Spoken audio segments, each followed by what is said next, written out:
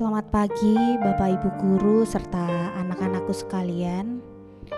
Sebelum kita mulai beston kita pada pagi hari ini, mari kita memujikan Selidiki Aku.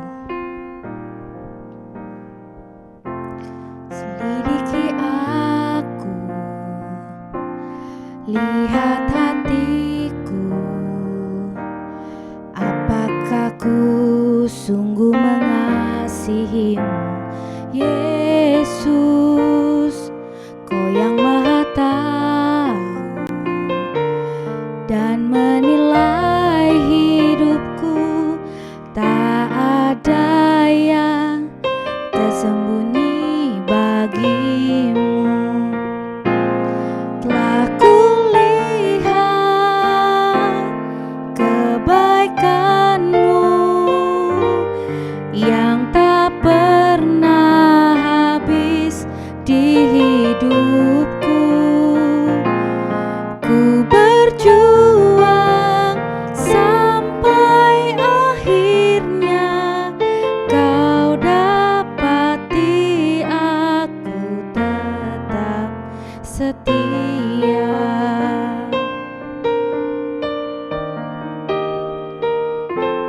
Selidiki aku, lihat hatiku,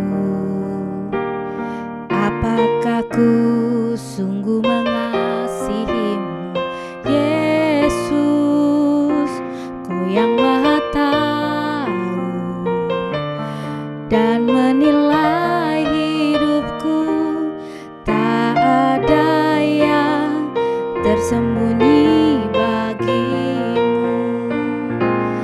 Telah kulihat kebaikanmu yang tak pernah habis di hidupku. Ku berjuang sampai akhirnya Kau dapati aku tetap setia.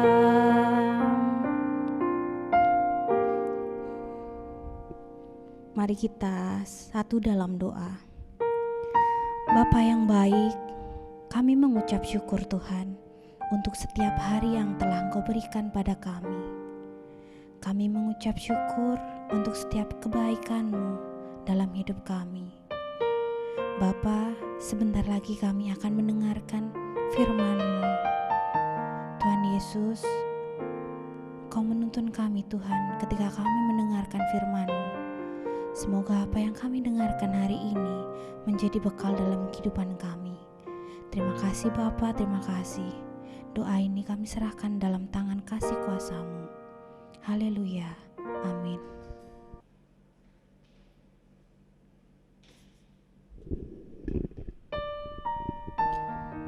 Judul renungan kita pada pagi hari ini yaitu meneladani olahragawan. Bacaannya dari 2 Timotius 2 ayat yang kelima. Akan saya bacakan 2 Timotius 2 ayat yang kelima. Seorang olahragawan hanya dapat memperoleh mahkota sebagai juara apabila ia bertanding menurut peraturan-peraturan olahraga.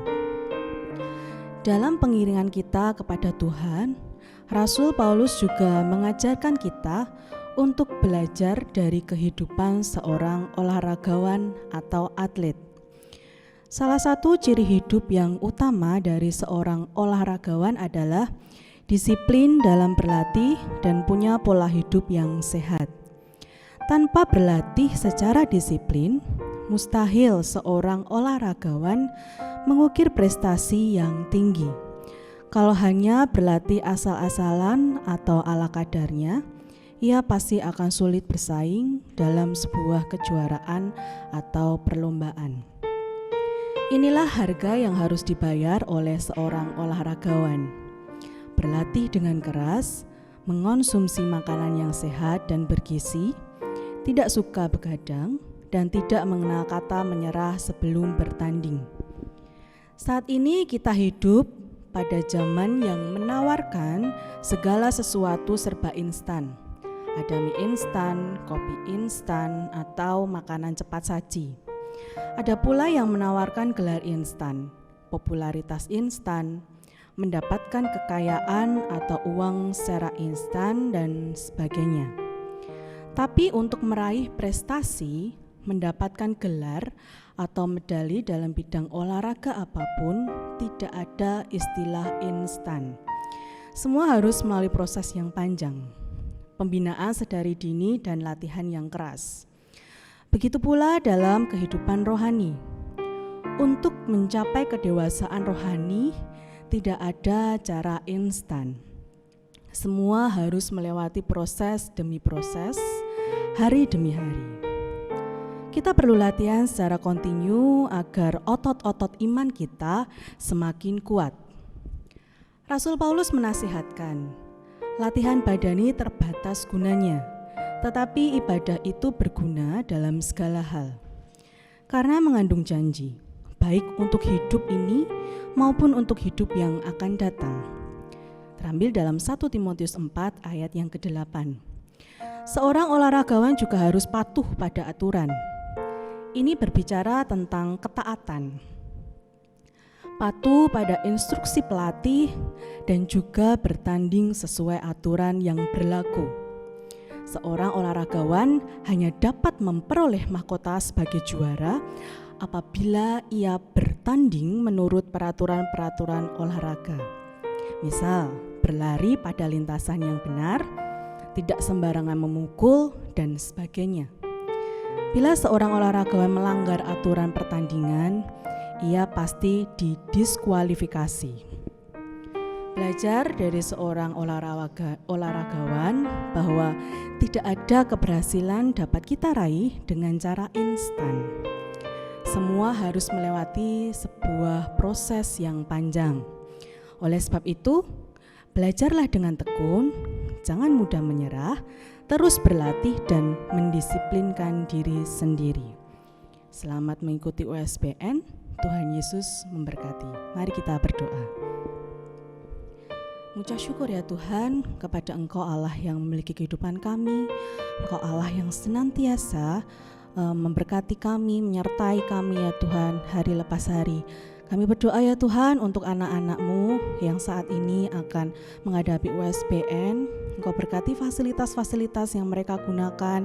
Engkau lancarkan setiap pengerjaannya ya Tuhan. Apa yang mereka pelajari, apa yang mereka peroleh ya Tuhan, bisa supaya mereka bisa dapat mengerjakan USBN, soal-soal USBN ini dengan baik dan hasilnya akan memuaskan. Terima kasih Bapa atas firman-Mu.